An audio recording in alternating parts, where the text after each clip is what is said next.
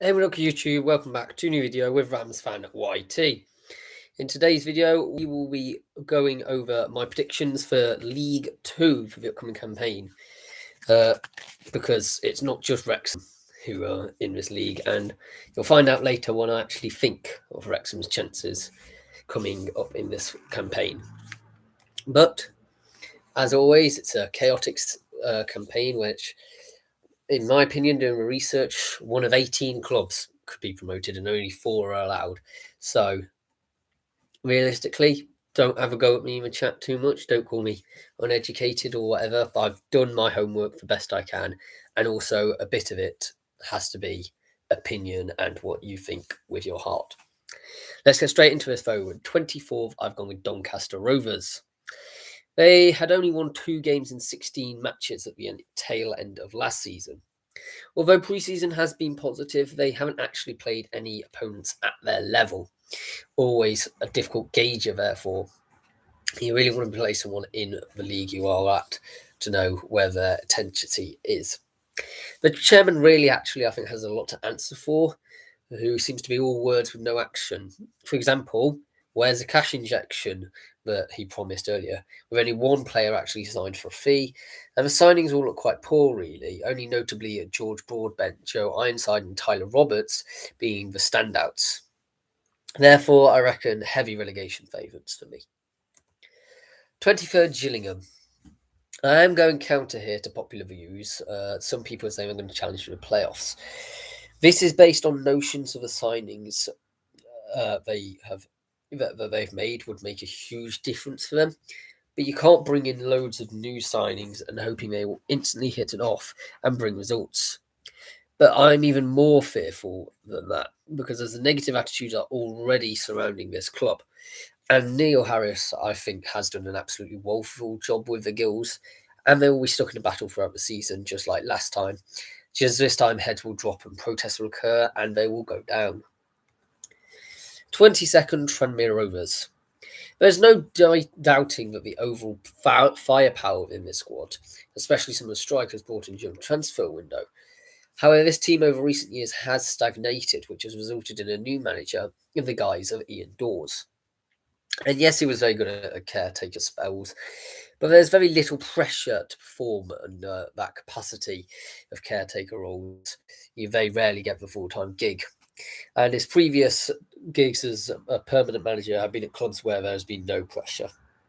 Over in flipping Malta and Wales, really football isn't really paid a great deal of attention to.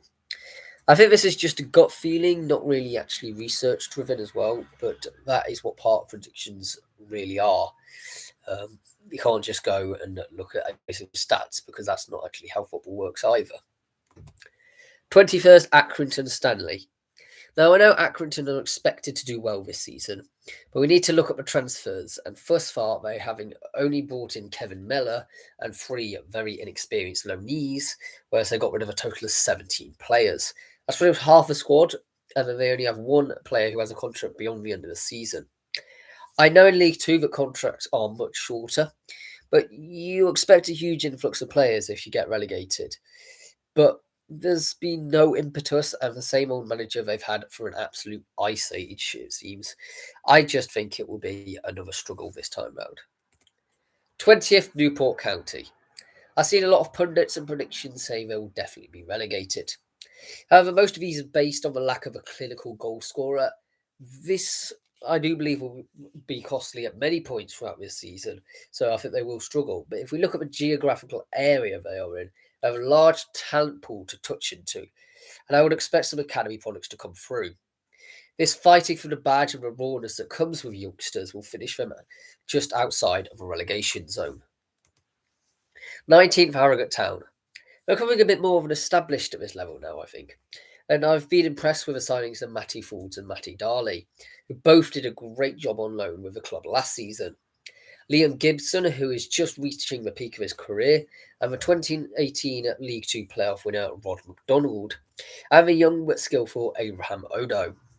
It's ultimately a great blend of youth and experience and will be enough to ensure another season in League Two. 18th, Morecambe.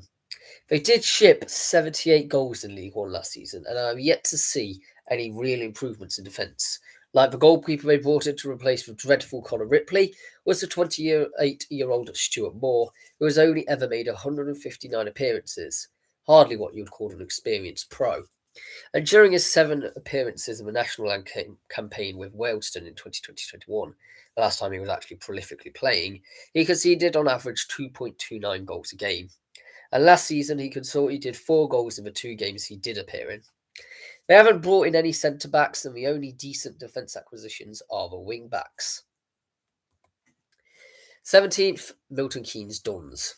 The issue with MK is every season they lose their star players, gradually weakening them to the point that this season I think they will be an uncompetitive, boring League 2 team.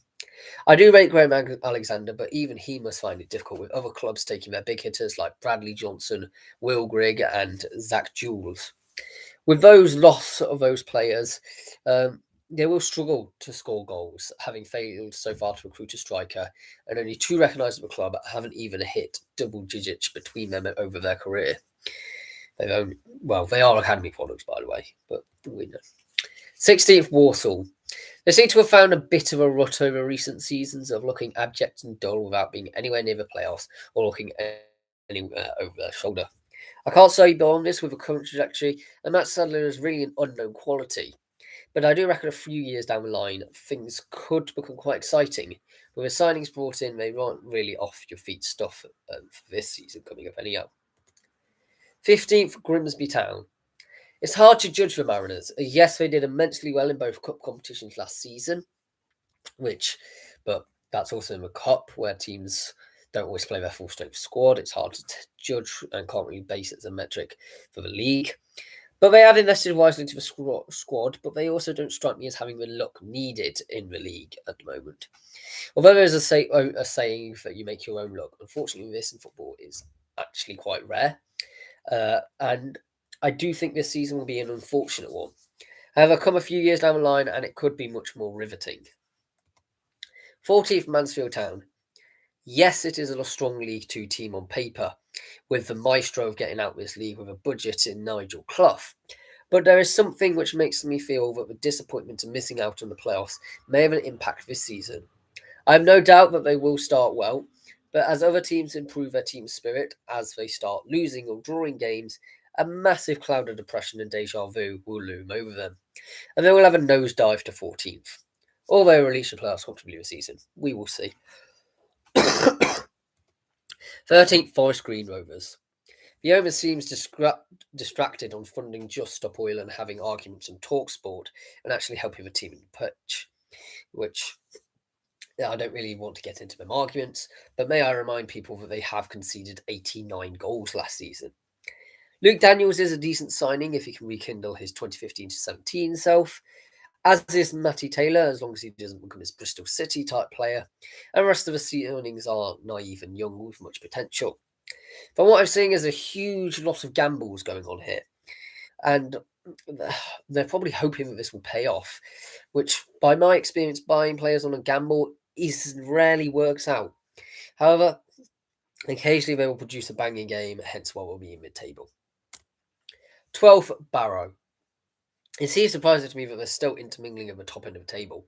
It's a real testament to the owners and also the present manager, Pete Wild, who I must mention has a record of great success in the past. Yes, his worst spell has been at Barrow, but a win percentage of 37% is still good. Very good, even. And it's why I think they will finish in 12th. Jamie Proctor and David Worrell are decent signings as well, and ultimately, in a very competitive League 2, 12th is no bad finish. 11th, Notts County. We know from past trends that the bottleneck between the National League and League 2 always means that the promoted clubs do very well the next season. Even more so when we consider that both teams got over 100 points last season that got promoted. Luke Williams has turned his career around with a 65% win percentage. It promises to be another competitive season for Magpies, and they won't reach the playoffs on account of losing their star player, Ruben Rodriguez. However, they may not even need him. I've looked at the signings, and they've got the star signings of cult hero Didsey, the Maltese international pacing winger Jody Jones, League One winner Daniel Crowley, decent shot stopper Aidan Stone, and Randog himself, William Randall, who racked up 10 goals in League Two from out wide over the last 2 years. The only issue is it will take a bit of time for them to gel together. Hence why I've got them only just missing out on the playoffs. 10th, Bradford City.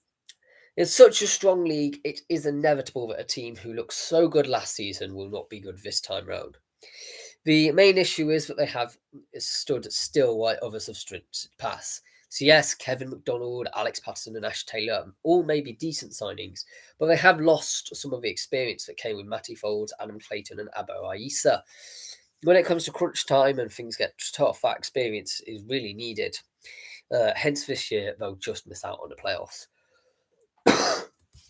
9th, Crawley Town. People may call me mad for this one, but I think we can all agree last season was an underperformance for the Sussex team, only finishing one place and 3 points above relegation zone. But do I need to remind people that Crawley were competitive for the playoffs over the last 3 seasons before the last season occurred? Inevitably so, the manager, which was the cause of a dismal performance, has been dismissed, and Scott Lindsay pulled off a miracle to survive, having left Swindon in a comfortable 8th. I reckon if he had stayed, he would have finished 9th, and with it at Swindon, that is. And with his own signings, I reckon he could turn the Red Devils' fortunes around and become competitive again. 8th, Salford City. Oh, what a surprise, they're still stuck in League Two. I cannot remember which prediction video I did, but I distinctly do remember one season saying that the constant chopping and changing managers doesn't reap success. Well, it does turn out they do listen to me. However, having got rid of all the experienced managers, they decided to go down the Manchester United Academy route and pinch their manager. His inexperience has really shone through, though, and again, despite the influx of so many players that are not good enough, I'd be surprised to see them reach the playoffs.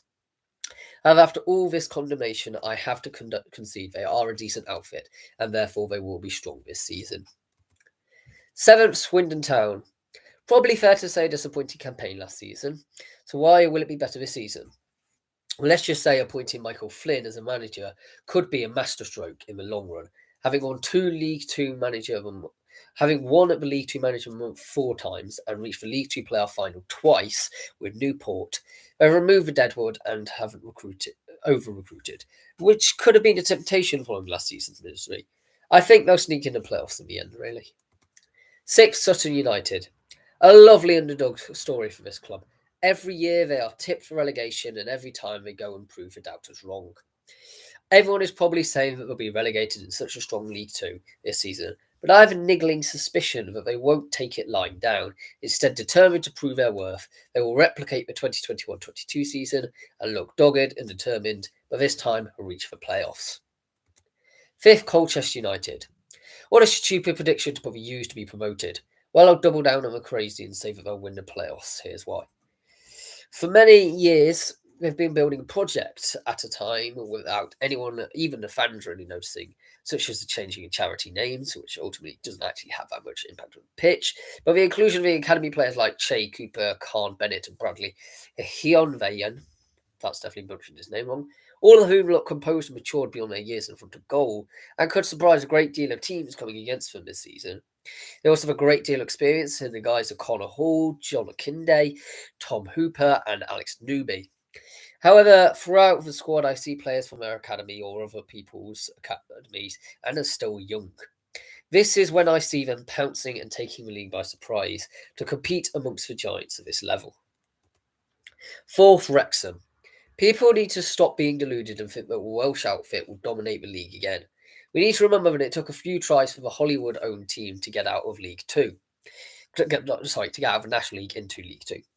With Mullins injured for the foreseeable future, then they will inevitably struggle for goals. And although I didn't want to use the first game of the season as a metric for how it will pan out, conceding 5 on the opening day is a cause for concern in terms of how defensively solid they are. Ultimately, they will be a scalp for a lot of teams and therefore will come unstuck in some games against so-called lesser opposition. I know that as myself, as a Derby fan, they'll play for a draw. They'll put all their men behind the ball when playing Wrexham and hack you to death. And therefore, they won't walk it and they will bottle the automatics. 3rd, Stockport County. They were so unfortunate not to got promoted last season, having dropped out the automatics of the very final hurdle, and then losing the playoff finals on penalties. They were so resolute and determined not to face the playoffs again, they were again of the elusive third spot and automatic promotion. Especially how successful Dave Challoner is at getting his teams promoted, no matter what division. And I wish that as a side note, how good as a manager I actually personally rate him as well. Probably the best in League Two between him and Michael Flynn. Second, AFC Wimbledon. It was absurd and audacious that they finished so low last season, and I do believe it was due to the relegation hangover effect. But they will probably have put that past them, and with the removal of such a large degree of deadwood that caused relegation, they can now push on with a new and energetic team pushing up to the top end of the table, where the fans and the board might expect them to be. First, Crewe Alexandra. It was only in 2020 were they promoted to League One before, and they were another team who had a mediocre at best season last time. And now yet another team who are having to remove deadwood. And I would argue with Crewe that they do need to do some more weeding. However, they are bringing together a strong squad of mainly academy players. And with Lee Bell having had such a half a season to assess his best options, he can now implement his successful philosophy and win the league. Thank you very much for watching this video. Please subscribe if you are new around here. Maybe go and check out one of my other predictions. Leave your predictions maybe down below or what you think personally. You may laugh at me, but I have done research, I promise. But goodbye for now.